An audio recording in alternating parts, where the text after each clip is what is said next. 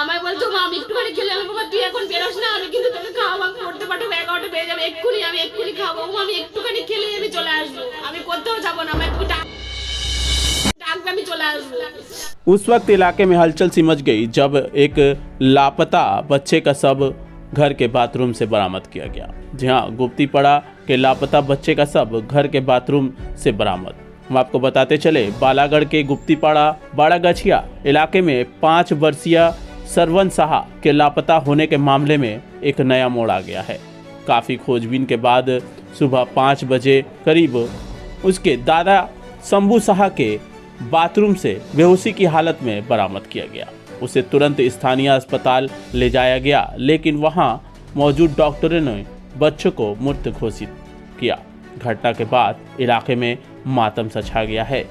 बच्चे के गायब होने के बाद से ही पुलिस ने रात में खोजी कुत्तों को मंगाकर तालाब, पोखर, जंगल में तलाशी ली। आखिरकार उसके घर के बाथरूम से ही बरामद किया गया। पुलिस ने बच्चे के दादा और दादी को गिरफ्तार कर लिया है। हुगली जिला ग्रामीण के अतिरिक्त पुलिस अधीक्षक कल्याण सरकार ने कहा कि बालागढ़ के गुप्तीपाड़ा में लापता बच्चे के मामले में परिवार की शिकायत के आधार पर अपहरण का मामला पहले ही दर्ज किया जा चुका है। बच्चे की स्थिति में दादा दादी उसके जेठ को हिरासत में लेकर पूछताछ की जा रही है। कल तो इलाके के सभी जगह की तलाशी ली गई, यहाँ तक कि टॉयलेट तक की, लेकिन फिर आज सुबह किस तरह से बच्चा बाथरूम में पाया गया, इस पर जांच कर पुलिस जुड़ी हुई है। पुलिस अधिकारी हैरान है। आइए देखते हैं इस मामले में क्या कुछ कहना है बच्चे की मां, परिजन और स्थानीय लोगों का। देखते हैं पूरी खबर न्यूज़ लाइन बंगाल के माध्यम से। 8টার সময় জামা কাপড় কাচতে বসেছিলাম, তো তখনই ও পাশের বাড়ি থেকে গোপাল ও নিজেই সকালবেলা গোপাল সেবা দিয়েছে। গোপাল সেবা দিয়ে ও আলু আনতে গেছে পাশে কাকার বাড়ি, পাশে ওই বাড়িতে সারাদিন ও খেলা করে। সারাদিন ওখানে থাকে। আমি সেকেন্ডে 10 মিনিট পর আমি ওকে ডাকি। 10 মিনিট অন্তর অন্তর ওকে আমি খোঁজ নিই। 1 ঘন্টার মধ্যে আমি 100 বার আমি খোঁজ নেব, নন কোথায় গেলি বাবা, তুই কোথায় গেলি। ও 100 বারই চাড়া দেবে। যদি একবার যা ভুল চাড়া দিয়ে আমি দাঁড়াতে চাড়া দিতে চাই তো তোকে আমি কিন্তু এবার মারবো গেলে।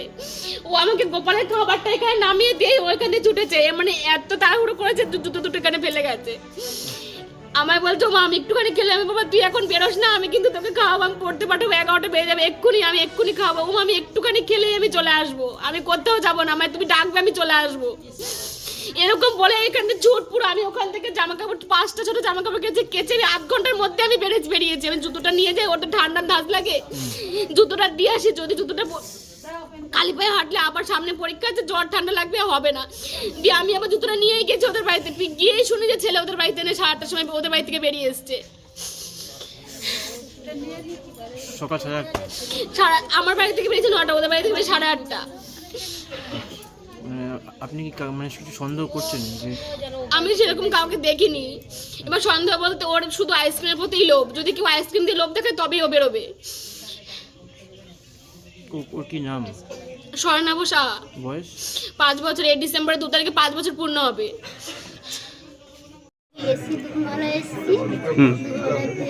খোঁজ করছে সবাই, আমাকে ফোন করেছিল সকালে, আমি ফোন পাইনি।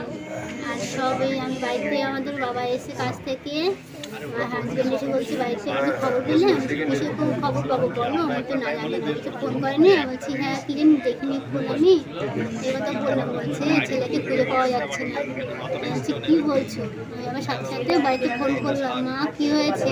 বলছে এমন এমন হয়েছে।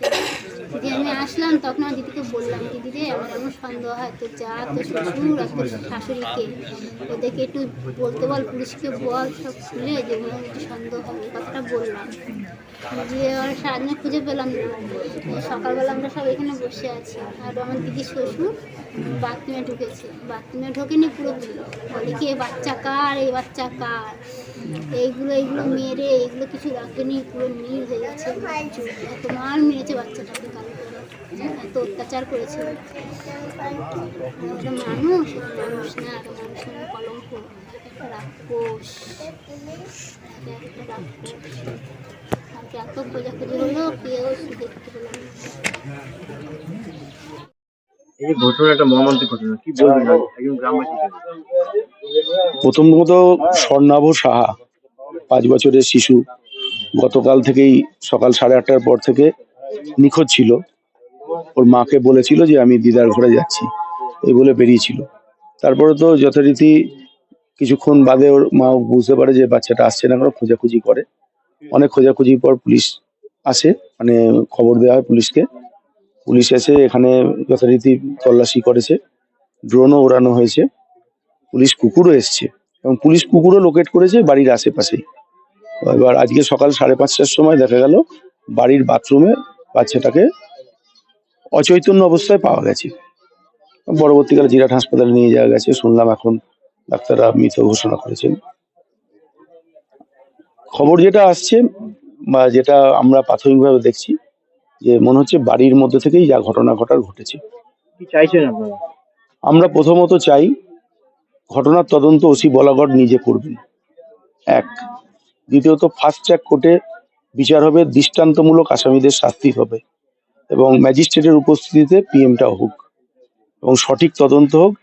দৃষ্টান্তমূলক শাস্তি চাই, কারণ বাড়ির মধ্যে থেকেই হলো নাকি বাড়িতে কেউ ঘটিয়ে গেল, যে ঘটনাটাই হোক প্রকৃত সত্য ঘটনাটা এখানে সামনে আসতে হবে।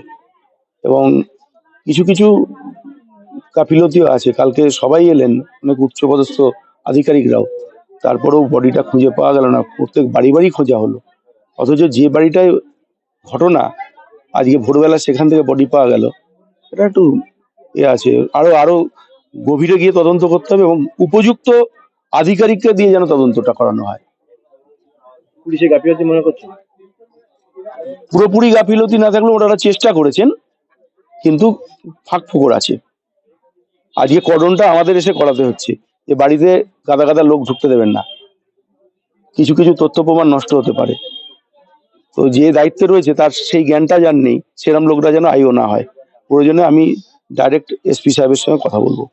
ধন্যবাদ। কি নাম আপনার? বিশ্বজিৎ নাগ, প্রাক্তন উপপ্রধান, গোপীপুর 1। বলুন কি হয়েছিল আজকে ঘটনা? ব্যাপার হচ্ছে গতকাল আমরা যখন 10:30 থেকে 11টা ওই টাইমটায় আমরা খবর পেলাম যে একটা বাচ্চা উত্তর বাদাগাছির, বাচ্চাটি আনুমানিক 5 বছর বয়স, নাম হচ্ছে স্বর্ণাভ সাহা, উত্তর বাদাগাছির বাসিন্দা। আমরা জানতে পারলাম উনি নিখোঁজ।